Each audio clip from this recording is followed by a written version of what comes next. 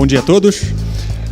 Então, a Cato, estou assumindo que muitos de vocês já conhecem, nós somos a maior empresa de tecnologia para recrutamento do Brasil. E além disso, acho que o ângulo que a gente leva menos para a mídia, e um dos meus objetivos estando aqui, é falar um pouquinho do foco corporativo da Cato. A gente faz parte de um grupo australiano que se chama SEEK, que está presente em dezenas de países, trazendo o mesmo tipo de tecnologia que a Cato traz, ou seja, tecnologia para recrutamento, para fazer com que pessoas e oportunidades de trabalho se encontrem. E assim que, com isso, consegue atingir, através dessas dezenas de países, mais de 4 bilhões de pessoas. E o meu convite hoje com a palestra é falar um pouquinho de oportunidades que startups podem explorar para ajudar a tornar esse mercado cada vez mais eficaz. Eu, pessoalmente, entendo que o mercado de trabalho muito mais eficiente permite que tanto pessoas tenham carreiras muito mais produtivas, quanto empresas consigam ter talentos muito mais engajados, conectados e, com isso, produzirem muito mais. Eu queria falar um pouquinho, então, da minha visão desse mercado. Acho que um primeiro ponto interessante é a evolução tecnológica está muito ligada à evolução do mercado de trabalho. A evolução do mercado de trabalho vem por especialização.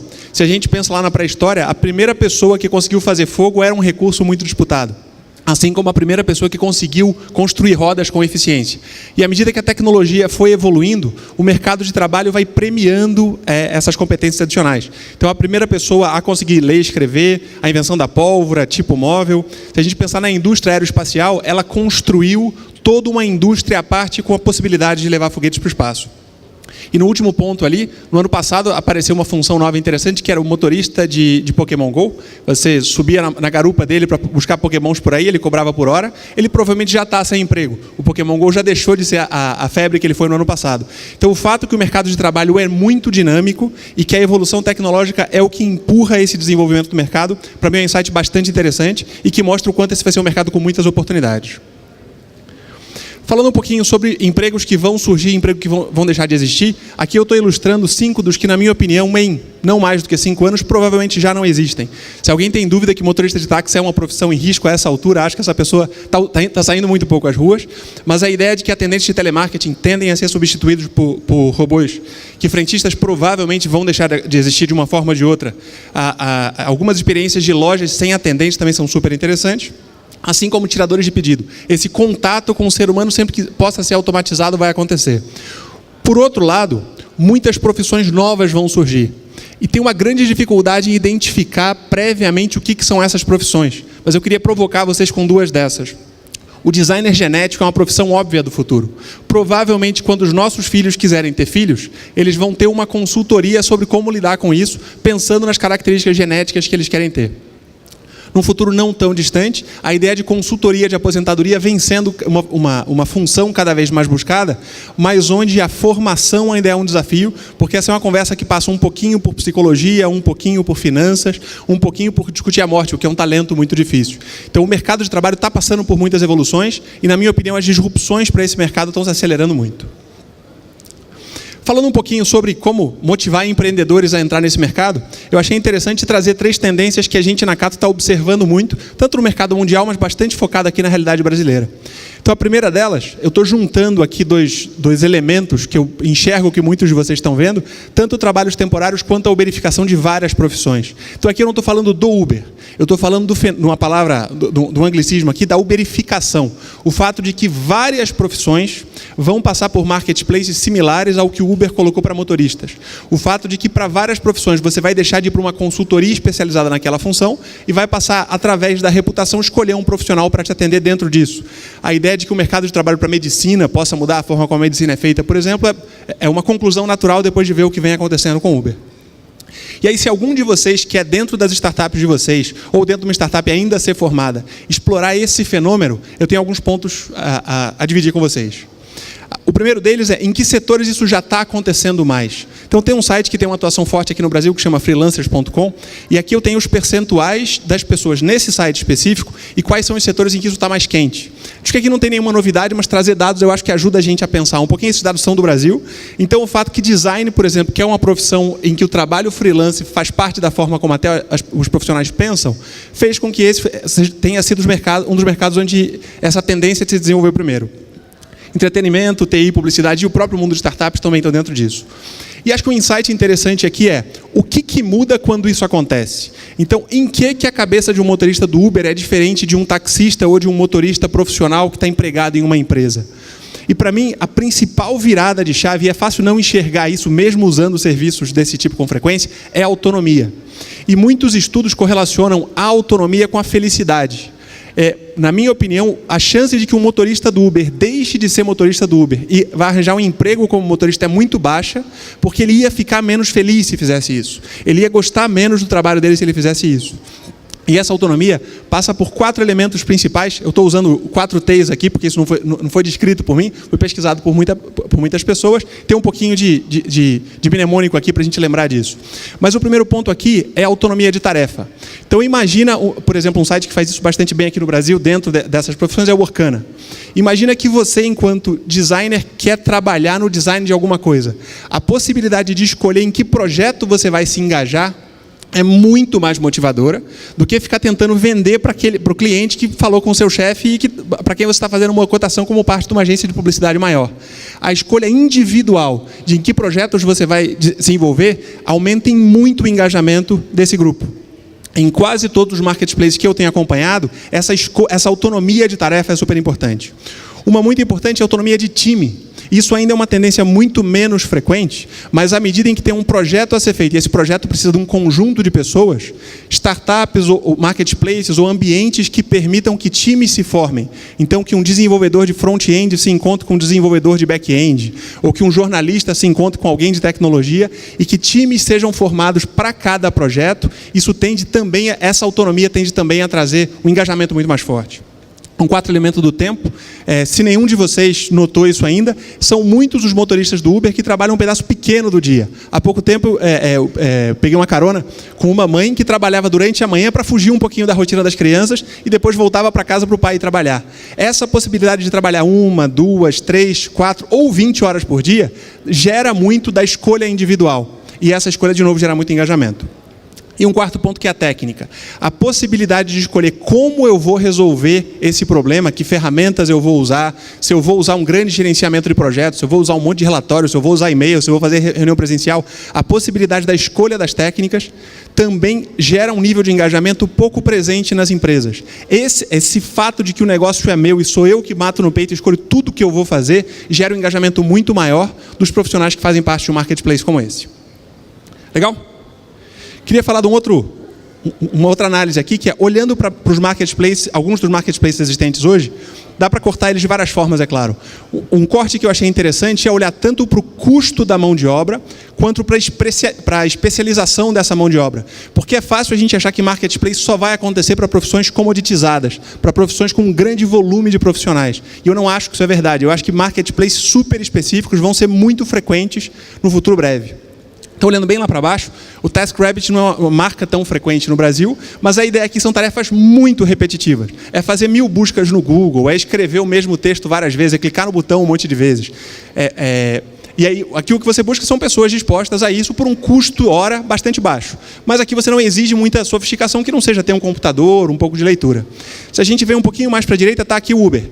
Ele exige um pouco mais de especialização porque você tem que ter um carro, tem que saber dirigir, tem que ter o aplicativo instalado, mas o custo dessa mão de obra não é super alto.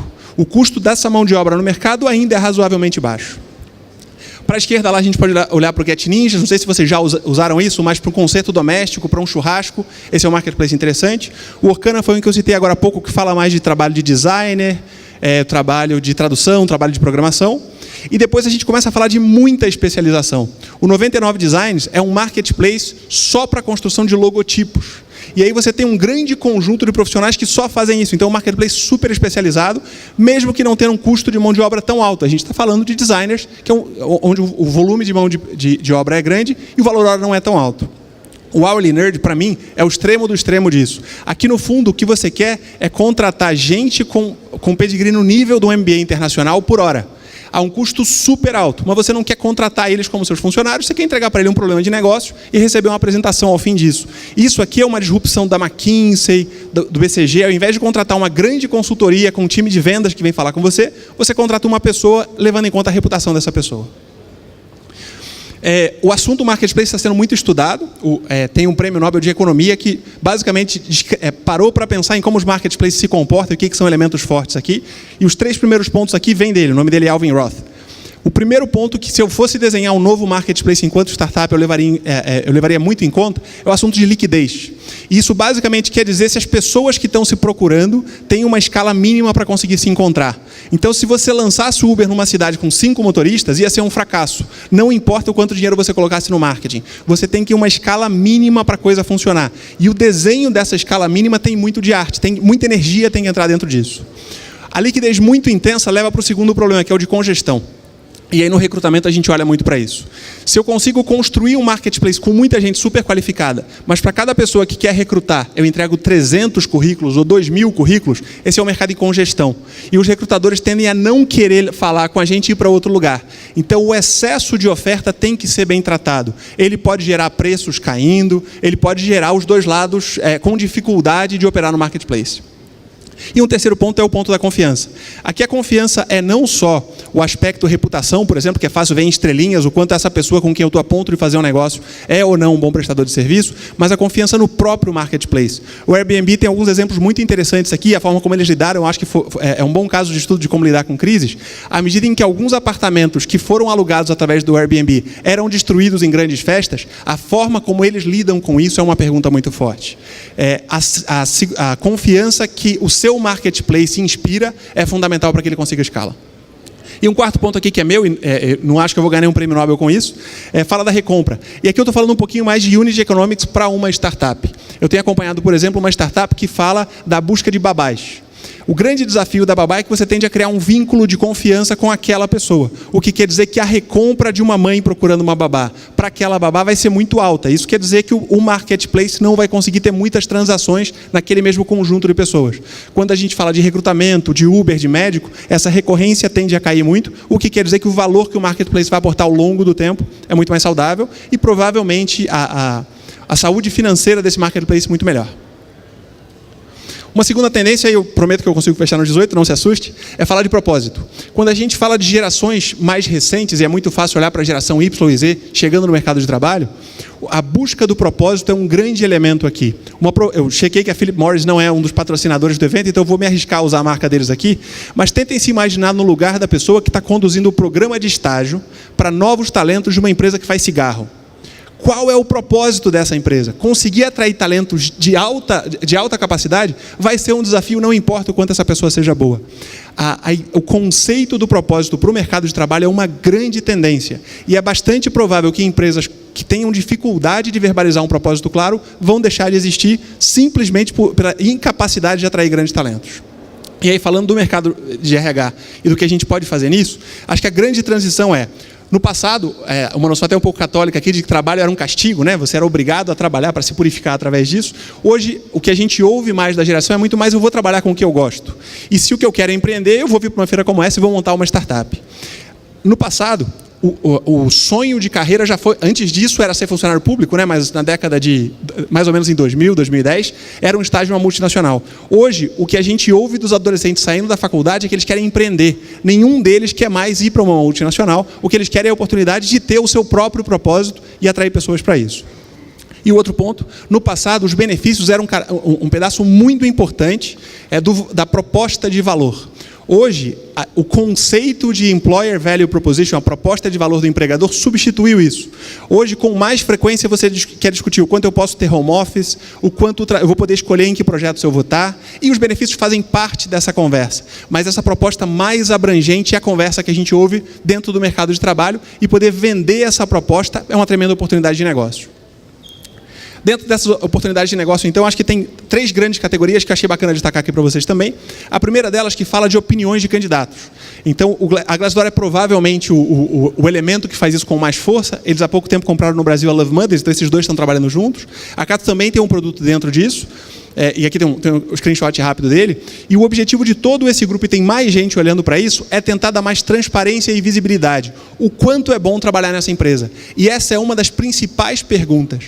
No passado, o marketing resolvia isso. Hoje, a transparência substitui um pouco do marketing. Então, isso aqui vira até uma ferramenta para a própria empresa entender quais são as falhas que ela está cometendo e aí conseguir ter pontos de melhora.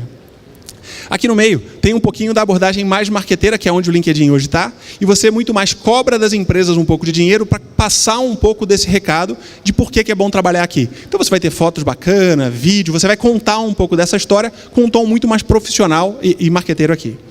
E lá no oposto disso, mas ainda falando muito de propósito e de cultura, nem todo propósito é igual. Trabalhar no grupo 3G não é igual a trabalhar na Natura. E o perfil de pessoa que vai gostar de uma e de outra empresa são pessoas que estão buscando coisas diferentes. Então, uma oportunidade bastante interessante, mas eu acho que ainda não com uma grande evolução, é essa conexão de como é que eu entendo que essa pessoa tem um bom fit com a cultura daquela empresa e vice-versa, como é que a empresa consegue entender um pouco desse fit. E aí, dentro do mercado de teste, eu acho que tem muito espaço para isso acontecer.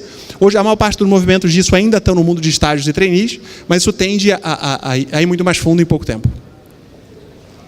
Última tendência, educação.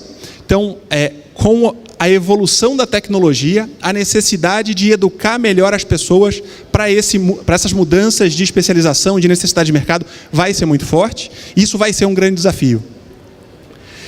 Olhando um pouquinho para as mudanças, isso aqui vem do Fórum Econômico Mundial, em que ele tenta estimar um pouco que esses números são brasileiros, como é que o mercado de trabalho vai se comportar. E aqui à esquerda, o que a gente está falando são os cargos que vão deixar de existir até mais ou menos 2020. Isso não é um dado super preciso, isso são pesquisas feitas com recrutadores. Mas o que eu queria chamar a atenção para vocês é a diferença de escala dos números da esquerda, que fala de cargos muito mais operacionais, para os números da direita, que fala de cargos muito mais estratégicos. Então, o que vai acontecer, inclusive no Brasil, é um monte de vagas se fechando operacional e algumas poucas vagas se abrindo em posições mais estratégicas. E a única forma de lidar com isso é através de educação. E essa educação fala muito do reposicionamento de pessoas com novas habilidades. Se a intuição de vocês, como a minha já foi, é que o Brasil não vai conseguir passar por isso, né? A educação aqui não funciona, tudo que a gente lança não está dando certo, trouxe aqui uma perspectiva de um pouquinho mais longo prazo, que mostra o quanto o nível educacional do brasileiro está sim subindo. E que o maior grupo hoje, aqui em cima, já é o grupo com ensino médio completo. E que, por outro lado, o ensino superior, onde eu assumo que muitas das pessoas dessa sala se encontram, vem tendo um ganho relevante, mas que ainda não chegou nem a 20% da nossa população. Então, aqui, de um lado, a mudança está acontecendo, mas tem muita oportunidade para fazer muito mais. E é até possível que esse gráfico vai ficar velho daqui a pouco, porque discutir o que é ou não é curso superior, talvez deixe de ser um corte adequado em muito pouco tempo, já que o conhecimento vai tender a se especializar muito mais. E aí, como último ponto aqui, eu queria falar também de 3 modelos dentro de educação que a gente vem acompanhando e que eu acho muito interessante. Começando aqui pelos MOOCs, Massive Open Online Courses. A ideia aqui, para mim, o grande insight de negócios é que o custo marginal de servir mais um aluno é muito baixo. Se eu já estou ensinando alguma coisa para 10 mil pessoas, colocar mais 100, o custo incremental disso é tão baixo que essa é uma grande ameaça para o ensino tradicional de universidades. E aí tem muita gente surfando isso bem, a Veduca faz isso aqui no Brasil, as outras são empresas internacionais. E eu acho que tem muito espaço aqui para muita novidade. Na minha opinião, o principal desafio não resolvido aqui é o problema da acreditação. Como é que eu rapidamente mostro alguma informação que resume para alguém que queira me contratar que eu sou muito bom daquele conhecimento? O diploma do ensino superior fazia esse papel até bastante, por muito tempo teve esse papel. Hoje isso não está bem resolvido. No meio aqui a gente fala de bootcamps, que é um modelo interessante mais curto, que é basicamente joga todo mundo numa sala e em poucas semanas faz alguém muito mais pronto sair. Aqui no Brasil a Gama Academy faz isso, a General Assembly tem um modelo interessante já em muitas cidades americanas, e isso explora muito a escassez do mercado de trabalho. Se tem um perfil específico do profissional faltando, eu rapidamente crio muito desse perfil. E no último ponto, dentro de assessment, acho que aqui tem muito espaço para crescer. Essa coisa de poder filtrar, esses caras são ótimos, esses caras são bons, esses são médios, esses são ruins, e vender essa informação, isso tem um tremendo valor. As instituições que tradicionalmente fazem isso são instituições mais antigas um pouquinho, TOEFL, o próprio Ministério da Educação, OAB, mas o Hired, por exemplo, Hired.com nos Estados Unidos, vem ganhando muito dinheiro, vendendo esse conjunto de pessoas que conseguiram passar em um teste do quanto eles são bons tecnicamente em um conjunto de habilidades. Legal? Então é isso, gente. O meu objetivo ao falar com vocês é começar conversas em que a gente possa colaborar junto com startups que queiram atuar em alguns desses mercados ou no mercado de recrutamento de forma geral. Eu tenho muito interesse em fazer com que esse mercado seja melhor do que ele já é, e essa conversa pode acontecer através de uma parceria, a gente licenciando tecnologia, a gente investindo em empresas, onde isso fizer sentido. Fique à vontade para ou falar comigo agora ao final da palestra ou através desse e-mail. Obrigado.